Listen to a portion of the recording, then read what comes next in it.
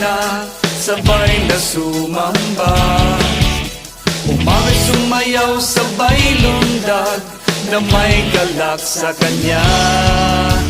Ang Diyos ay dakila, tayo'y pinagpala. Magbigay sa Diyos na dakila ng papuri at pagsamba. Luwalhatiin ang ngalan niya, ang Diyos na ating Ama. Magsabay